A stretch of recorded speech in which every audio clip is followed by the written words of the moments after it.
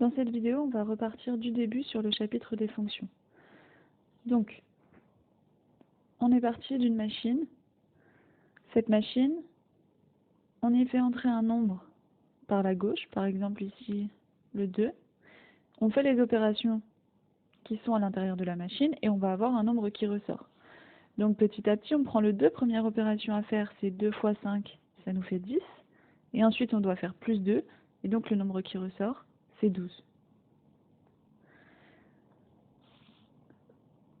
Pour le chapitre des fonctions, ces deux nombres ont des noms. Le nombre qui entre dans la machine, on appelle ça l'antécédent. Et le nombre qui sort, c'est l'image.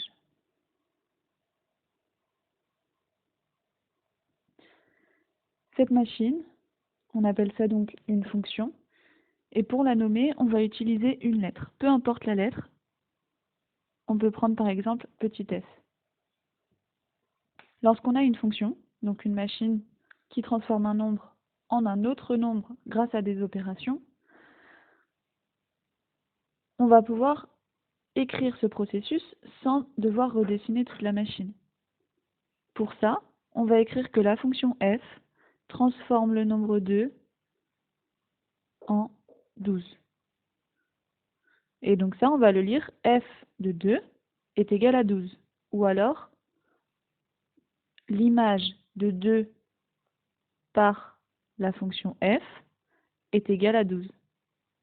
C'est plusieurs façons de dire la même chose. Si on fait un autre exemple, je vais essayer, par exemple, je fais rentrer le nombre moins 3. Première opération, je dois faire moins 3 fois 5. Moins 3 fois 5, ça nous donne moins 15. Et ensuite, je fais moins 15 plus 2. Et moins 15 plus 2, on arrive à moins 13. Ce processus-là, je le note, f, entre parenthèses, moins 3, parce que c'est le nombre moins 3 que j'ai fait entrer dans la machine, donc c'est ce nombre-là qui apparaît entre parenthèses, est égal à moins 13. Et donc ça se lit que moins 13 est l'image de moins 3. Première option. Deuxième option, moins 3 est un antécédent de moins 13.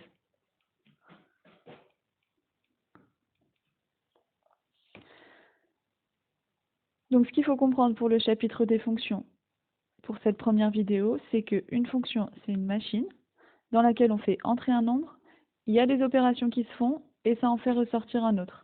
Le nombre qu'on fait entrer s'appelle l'antécédent, le nombre qu'on fait sortir s'appelle image. Si je veux calculer l'image de moins 3, je mets moins 3 dans la machine, je cherche le nombre qui sort. Dernière chose qu'on peut vous demander, c'est on va vous donner un nombre qui sort de la machine. Donc par exemple, je vous donne le nombre 7. On imagine que c'est 7 qui sort de la machine. Et nous, ce qu'on veut, c'est retrouver le nombre qu'on a mis au départ.